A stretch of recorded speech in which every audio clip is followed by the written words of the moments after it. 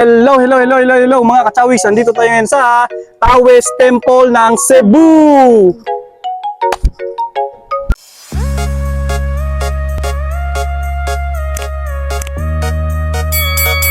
Bago muna namin pinuntahan ang lugar na ito, ay inalam namin muna na marami palang ipinagbabawal sa lugar na ito.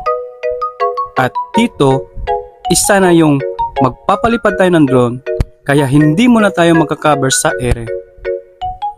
At limited lamang ang pag-video natin dito, kaya eto na, simulan na natin. Taoist Temple. Isang pasyalan maranasan mong ikaw ay nasa China.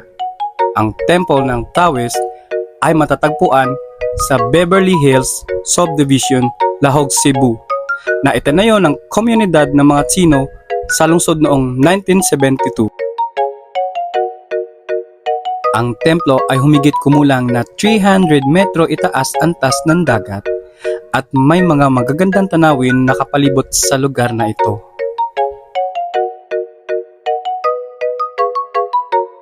At ito rin ay mayroong maliit na replika ng Great Wall of China, kagiliw-giliw sa gabi at may maluwag na balkonahe, isang perpektong lugar para panoorin ang paglubog ng araw.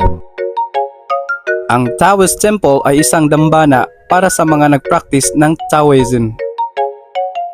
Isang reliyon na batay sa mga aral ng Lao Tzu, isang Tsino philosopher. Mayroong maraming mga dokumento ng kanilang doktrina makikita sa loob ng templo. Bukas ito sa lahat at ito'y naging isa sa mga tourist attraction sa lungsod ng Cebu. Ang Taoist Temple ay matatagpuan sa bulubunduking bahagi ng Cebu City. Isa ito sa pinakamaganda at makulay na templo dito sa bansa.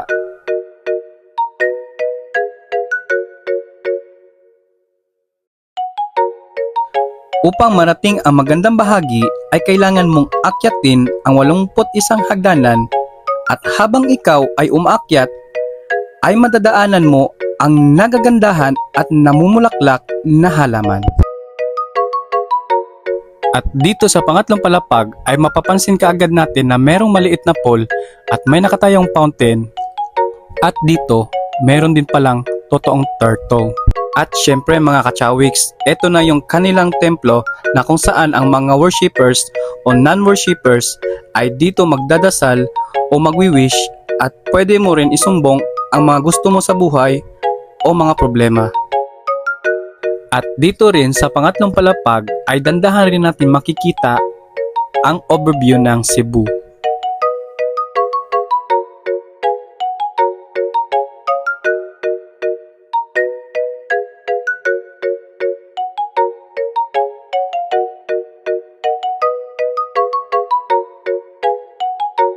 At nang matapos ko na damahin ang overview dito ng Cebu, ay dandahan na akong tumalikod para naman libutin ang ibang lugar dito sa Taoist Temple. At nang paakyat na ako ng hagdanan, ay bigla akong napalingon sa kanan dahil napansin ko na meron palang magandang maliit na chapel dito na kukunan ko sana ng video, kaya nga lang, ipinagbabawal nila na kunan na kahit magpicture nga dito ay hindi pwede dahil po sa sagrado ang lugar na ito.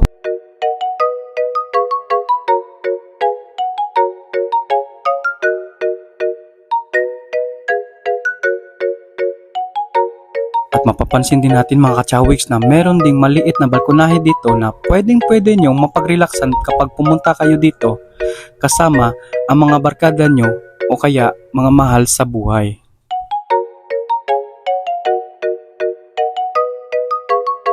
So, eto na yung mga kachawiks na talagang nagpapatunay na meron talagang mga lugar na ipinagbabawal na pagkukunan ng mga litrato.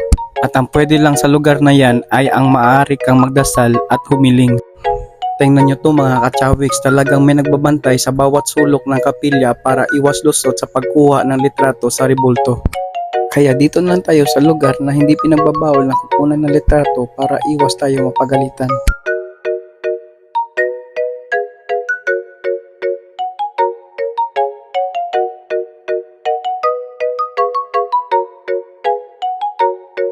Meron din tayong may makikita na may malaking statue ng dragon sa garden na kung saan ay maaari kang kumuha ng litrato dahil sa napakaganda at tahimik ang lugar na ito.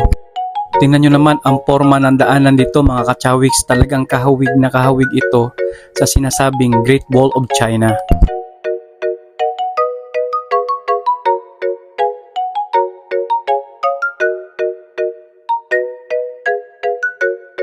At pagdating namin dito sa dulo mga kachawiks ay nagpahinga muna kami dahil sa sobrang init ng panahon ngayon at itong si Chawis nga ay talagang pawis na pawis kaya nagpahangin muna kami dito.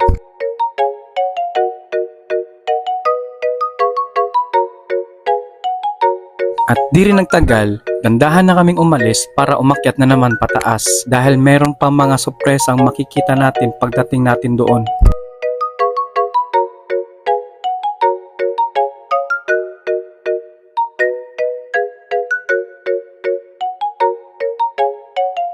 Tulad nito mga kachawiks, makikita mo sa labas ang iba't ibang klaseng hugis ng uri ng ribulto na pwedeng-pwede ka maghagis ng barya dito para humiling kung ano ang gusto mo.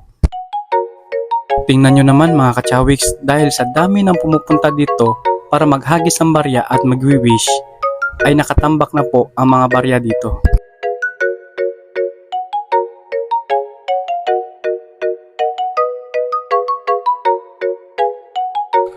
At eto na mga kachawiks, naabot na rin natin ang tuktok ng Taoist Temple at dito mo makikita ang ganda ng tanawin sa baba at makikita mo rin na malapitan ang ganda ng statue ng dragon dito sa taas ng bubong ng Taoist Temple at makikita mo rin ang ganda ng overview ng Cebu City. Kaya sa pagtingin-tingin namin meron kaming napansin at makikita rin pala dito ang sinasabi ng Poshan Temple. Siya nga pala mga kachawiks, ang Cebu Taoist Temple ay binubuo ng dalawang magkaibang section tulad ng Poshan Temple at Main Temple. Ang Poshan Temple ay itinayo ng hiwalay na pamayan ng Chino. Itong templo ito ay hindi open para sa publiko. At ang Main Temple naman, ito lang yung accessible sa pagtanggap ng mga worshippers at visitor. At ang isang ritual sa mga deboto ay kung saan ang isang tao ay nananalangin sa mga Diyos upang ipagkaloob ang nais ng isa. Ang ritual ay kinabibilangan ng paghugas ng mga kamay, pumasok sa loob ng chapel na walang sapin ang paa at bumaba ng 2 bloke ng kahoy.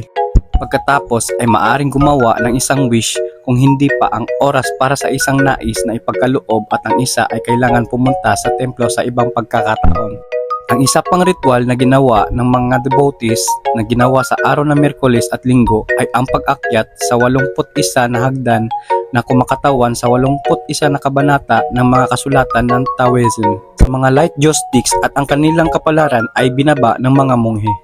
At dito mo makikita kung paano gagawin o ano ibig sabihin ng joystick na pag-alay dito sa ribulto.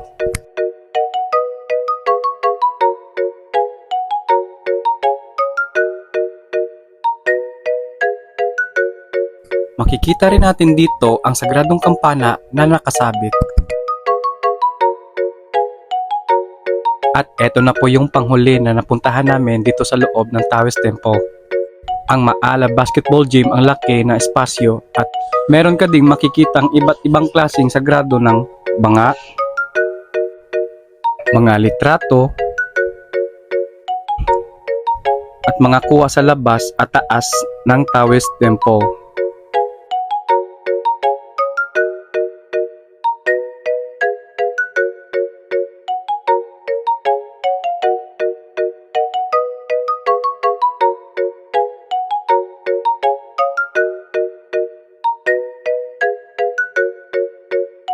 At sa bandang to, dito rin matatagpuan ang souvenir shop na naglalaman ng mga bracelet na pang lucky charm at meron ding maliliit na ribulto na pang paswerte. Kukunan sana namin ng video para ipakita kaya nga lang bawal daw at hindi na lang namin itinuloy. At ayun mga kachawiks, masasabi rin natin na maganda rin dito at tahimik kaya subukan nyo rin pumunta dito para ma-experience kung gaano kaganda dito. So, masasabi natin sa kabuang loob ng templo ay mayroong chapel, library, souvenir shop, wishing well, at meron ding malawak na balkonahe na dito mo makikita ang nakakamanghang view ng Cebu City. So ayun mga kachawis, isang tourist spot na naman ang ating nabisita at nalibot para masaksihan ang kamamanghang ganda dito. Kaya mga kachawis, hanggang dito na lang muna ang ating video sa ngayon. Salamat sa panonood at kita-kits na naman tayo sa susunod na pagbisita sa ibang tourist spot dito sa Cebu City. Hanggang sa muli po, paalam!